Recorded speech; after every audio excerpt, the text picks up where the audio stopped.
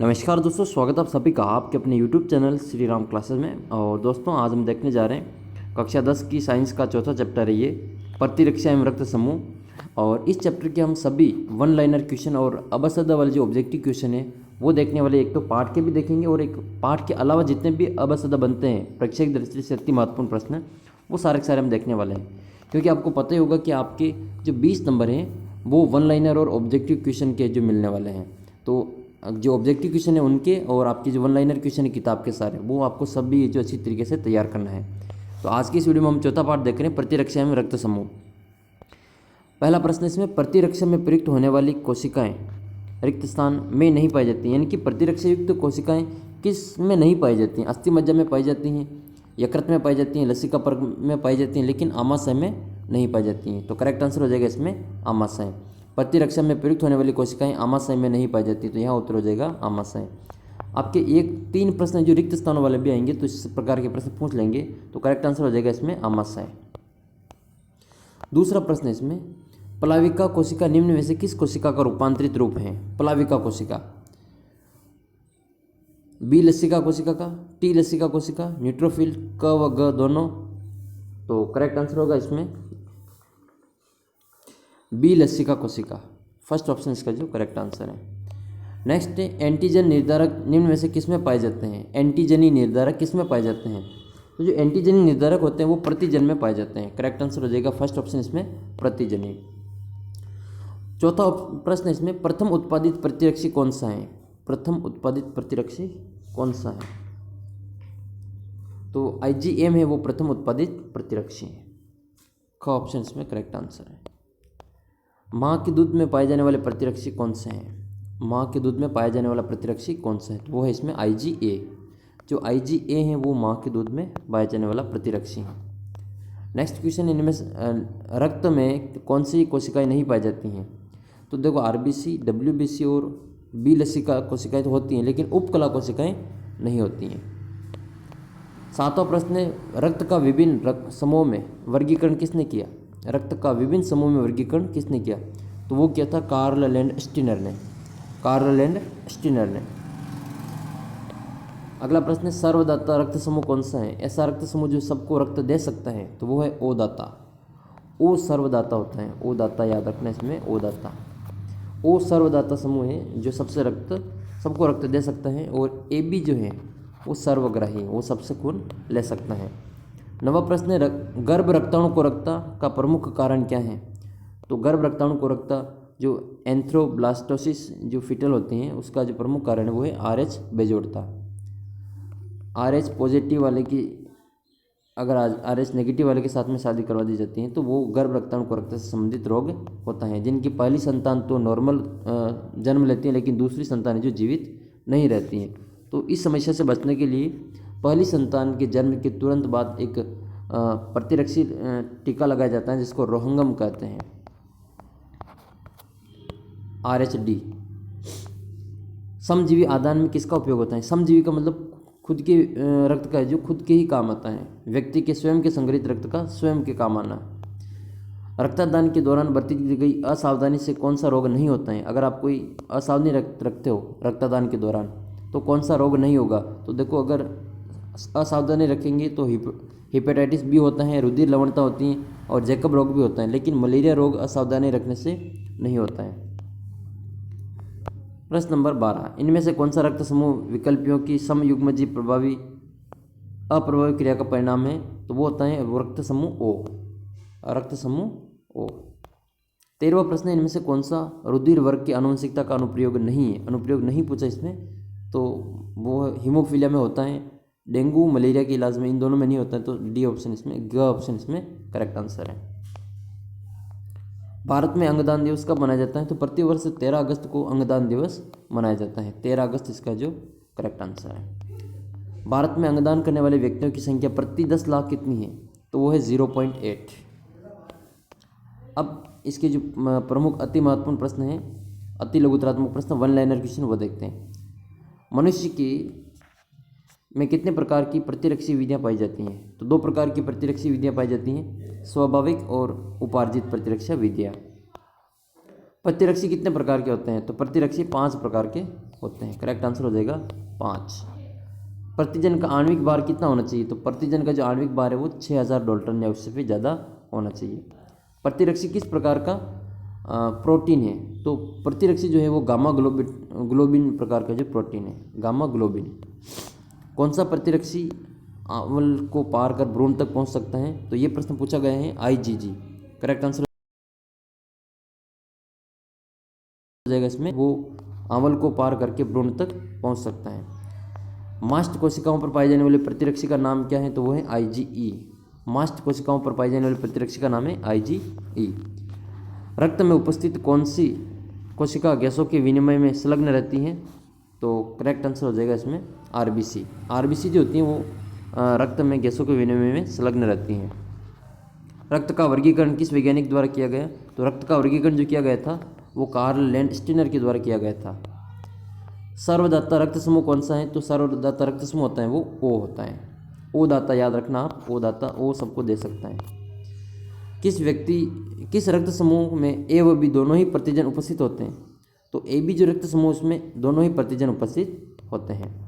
विश्व के कितने प्रतिशत व्यक्तियों का RH धनात्मक है रक्त? कितने प्रतिशत लोग विश्व में ऐसे हैं जिनका RH पॉजिटिव है जो रक्त समूह है? तो करेक्ट आंसर हो जाएगा 85%। 85%।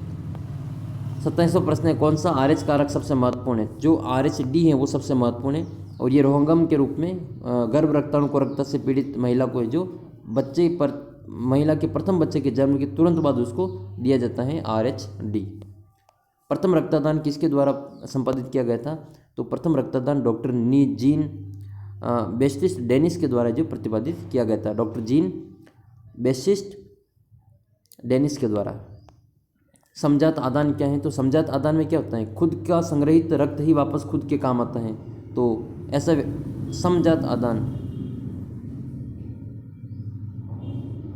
नेक्स्ट है रुधिर वर्ग को नियंत्रित करने वाले विकल्पियों के नाम। तो IA, IB और IO या फिर I, ये जो रुधिर वर्ग को नियंत्रित करने वाले विकल्पियों के नाम हैं। भारत में अंगदान दिवस कब मनाया जाता है? तो 13 अगस्त को अंगदान दिवस मनाया जाता है। हाल ही में देहदान करने वाले 2 व्यक्तियों के नाम लिखिए।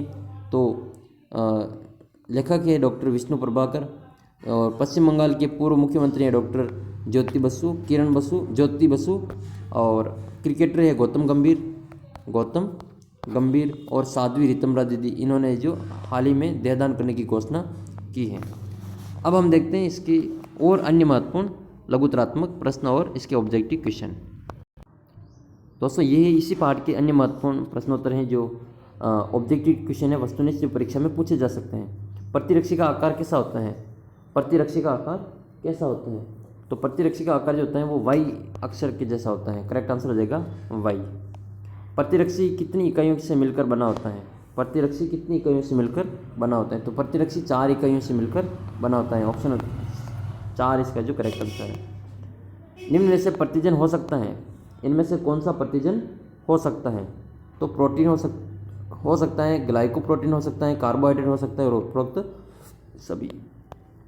चौथा प्रश्न इसमें, मानव में कितने प्रकार के RH कारक पाए जाते हैं? तो मानव में जो 5 प्रकार के RH कारक पाए जाते हैं। करेक्ट आंसर हो जाएगा डी ऑप्शन, इसमें 5 प्रकार के RH कारक पाए जाते हैं। 5वां प्रश्न, बिलीरुबिन की अधिकता में निम्न में से किस अंग को हानि पहुंचती है? तो बिलीरुबिन की अधिकता से जिस अंग को हानि पहुंचती है वह अंग है हमारे इसमें जिगर है, यानी कि लीवर, तिल्ली और गुर्दे। इन सभी को जो बिलीरुबिन की अधिकता से हानि पहुंचती है। प्रश्न नंबर 6, RH कारक कितने अमीनो अम्लों का एक प्रोटीन होता है? तो 417, 317, 217 और 117। तो अमीनो जो अम्ल होता है वह 417 अमीनो, RH कारक जो होता है वो 417 अमीनो अम्लों का एक प्रोटीन होता है। 417 इसका जो करेक्ट आंसर है। प्रश्न नंबर 7, एक निष्प्राण देह से कितने ज़रूरतमंद लोगों को मदद की जा सकती है? यानी कि जो डेड बॉडी होती है उससे कितने लोगों को ज़रूरतमंद लोगों को मदद कर सकते हैं? तो लगभग जो 50 लोगों की आप जो मदद कर सकते हैं। करेक्ट आंसर हो जाएगा इसमें 50। पुरातन काल में ऋषि दधीची ने अपनी समाज की भलाई हेतु किसका दान किया था? तो दधीची ने अपनी हड्डियों का दान कर दिया था। प्रतिरक्षात्मक अंग कौन सा है? प्रतिरक्षात्मक अंग कौन सा है? तो इसका जो करेक्ट आंसर होगा उसमें अस्थि मज्जा भी है, थाइमस भी है और यकृत भी है। तो करेक्ट आंसर हो जाएगा डी, द ऑप्शन इसमें करेक्ट आंसर है। निष्क्रिय प्रतिरक्षा तंत्र का उदाहरण कौन सा है? निष्क्रिय प्रतिरक्षा का उदाहरण, तो वो टिटनेस का जो टीका होता है वो निष्क्रिय प्रतिरक्षा का उदाहरण है। अगला प्रश्न है, कैप्टन लक्ष्मी सहगल ने अपने शरीर का कौन सा अंग दान करने की घोषणा की है? तो कैप्टन लक्ष्मी सहगल है, उन्होंने कार्निया का दान करने की घोषणा, करेक्ट आंसर इसमें सी, नेत्र दान करने की घोषणा की, इसमें कार्निया का दान किया जाता है। अब देखते हैं इसके कुछ वन लाइनर और महत्वपूर्ण प्रश्न जो कई प्रतियोगी परीक्षा में, पिछली परीक्षा में पूछे गए थे। माँ के दूध में पाया जाने वाला प्रतिरक्षी कौन सा है? तो वो जो प्रतिरक्षी है वो है IgA। अगला प्रश्न है, गर्भ रक्ताणु कोरकता के उपचार में, ये प्रश्न देखो माध्यमिक शिक्षा बोर्ड 2018 की परीक्षा में पूछा था, 10वीं बोर्ड में। दूसरा प्रश्न है, गर्भ रक्ताणु कोरकता रोग के उपचार में कौन से टीके का उपयोग किया जाता है? ये भी 2018 में पूछा था। तो वो जो उपचार किया जाता है वो IgG यानी कि anti-RHD प्रतिरक्षी RHD, और इसको रोहगम कहा जाता है, रोहगम प्रतिरक्षी भी कहा जाता है। तीसरा प्रश्न है, RH कारक की खोज किस प्रजाति के बंदर में हुई थी? ये भी 2017 में पूछा था प्रश्न। तो RH कारक की खोज जो की गई थी वो RH कारक की खोज मक्का रिसस नामक बंदर में की गई थी। अगला प्रश्न भी 2017-18 की परीक्षा में पूछा था प्रश्न, ये डिप्थीरिया व टिटनेस के टीके किस प्रकार की प्रतिरक्षा के उदाहरण हैं? तो ये निष्क्रिय प्रतिरक्षा के उदाहरण हैं। किसी मनुष्य में रुधिर का जीन प्रारूप है II है, तो रुधिर वर्ग लिखिए, तो वो होगा O, जिसमें दोनों ही ये होता है विकल्पी, वो उसका रुधिर वर्ग O होता है। प्रतिरक्षा विज्ञान किसे कहते हैं? रोगाणु के उन्मूलन हेतु शरीर में होने वाली क्रियाओं तथा संबंधित तंत्र के अध्ययन को जो प्रतिरक्षा विज्ञान कहते हैं। मानव शरीर का कौन आसानी से रोगग्रस्त नहीं होता है, क्यों? मानव का शरीर आसानी से रोगग्रस्त नहीं होता है, क्यों? क्योंकि मानव शरीर में प्रतिरोधक क्षमता के कारण ये आसानी से रोगग्रस्त नहीं होता है। IgE प्राथमिक रूप से किन कोशिकाओं में क्रिया करता है? तो IgE प्रतिरक्षा प्राथमिक रूप से बेसोलिस और मास्ट कोशिकाओं में क्रिया करता है तथा एलर्जी क्रियाओं में भाग लेता है। किन्हीं दो भौतिक अवरोधों के नाम लिखिए, तो वो है त्वचा और नासा छिद्र में पाए जाने वाले पक्षमार्ग। अधिकांश जीवाणु में एंटीजनी संयोजकता कितनी होती है? तो अधिकांश जीवाणु में एंटीजनी संयोजकता होती है वो 100 से ज़्यादा होती है। 11वां प्रश्न है, प्रतिरक्षी का वह भाग जो प्रतिजन से क्रिया करता है क्या कहलाता है? तो प्रतिरक्षी का वह भाग जो प्रतिजन से क्रिया करता है इसको पेराटोप कहते हैं, इसको पेराटोप कहा जाता है। कब्जे या हिंज किसे कहते हैं? कब्जे या हिंज किसे कहते हैं? तो कब्जे या हिंज जो कहते हैं वो प्रतिरक्षियों के जो वायु स्वरूप होते हैं, उनकी भुजाओं का जो उद्गम स्थल होता है यह वाला, उसको कब्जे या हिंज कहा जाता है। वह कौन सा अकेला प्रतिरक्षी जो माँ के दूध में पाया जाता है? रिपीट क्वेश्चन है, कई बार पूछा जाता है ये IgA। प्लाज्मा का एक कोई कार्य लिखिए, तो प्लाज्मा का कार्य क्या है? प्लाज्मा आंतों में शोषित पोषक तत्वों को शरीर के विभिन्न अंगों तक पहुंचाने का कार्य करती हैं। रक्त का जो 60% भाग है वो प्लाज्मा होता है, तरल भाग। कई बार रक्तदान के पश्चात होने वाले रुधिर लयनता का प्रमुख कारण क्या है? तो रुधिर लयनता का प्रमुख कारण है RH कारक की बेजोड़ता। रक्त के स्रोत के आधार पर रक्तदान कितने प्रकार का होता है? नाम लिखिए। तो रक्तदान 2 प्रकार का होता है, एक तो होता है समजात जिसमें खुद का ही काम में लेते हैं, और समजीवी मतलब किसी दूसरे व्यक्ति का रक्त हम जो काम में लेते हैं। जीवित या मृत व्यक्ति द्वारा किसी अन्य व्यक्ति को कोई अंग या उत्तक दान करना क्या कहलाता है? तो उसको अंगदान कहते हैं। सर्वग्राही रक्त समूह कौन सा है? तो जो AB जो ब्लड ग्रुप होते हैं वो सबको रक्तदान कर सकता है, वो सबसे रक्त ले सकता है। सर्वदाता जो होता है वो O होता है, O तो होता है दाता, और AB होता है वो ग्राही होता है, AB ग्राही। 19वां प्रश्न है इसमें, लाल रक्त कणिकाओं की सतह पर मुख्य रूप से कितने प्रकार के प्रतिजन पाए जाते हैं? तो उस पर 2 प्रकार के प्रतिजन पाए जाते हैं RBC की सतह पर, एक तो प्रतिजन A और प्रतिजन B। प्लाज्मा का प्रमुख कार्य क्या है? तो प्लाज्मा आंतों में अवशोषित पोषक तत्वों को शरीर के विभिन्न भागों तक पहुंचाने का कार्य करती हैं, और शरीर के जो विभिन्न हानिकारक पदार्थ हैं उनको उत्सर्जी अंगों तक लाने का कार्य करती हैं। सफल रक्तदान तथा आनुवंशिक रोगों के निदान हेतु तो किसकी आनुवंशिकता का ज्ञान परम आवश्यक है? तीन वर्गों की आनुवंशिकता का ज्ञान होना परम आवश्यक है। मृत्यु के कितने घंटों के भीतर देह को नेत्रदान हेतु काम में लिया जा सकता है? तो मृत्यु के 6 से 8 घंटे के भीतर देह को नेत्रदान के हेतु काम में लिया जाता है। तो ये कुछ महत्वपूर्ण प्रश्न हैं। अगले वीडियो में हम अगले पार्ट के जो प्रश्न उत्तर देखेंगे। अगर आपके वीडियो पसंद आता है तो चैनल को सब्सक्राइब करें और वीडियो को लाइक जरूर करें, और अपने उन सभी साथियों के साथ इस वीडियो को शेयर करें जो कक्षा 10 की परीक्षा देने जा रहे हैं। आशा करता हूँ ये वीडियो देखने के बाद आपके कम से कम परीक्षा में जो 3 या 4 प्रश्न हैं जो आपके सही होंगे।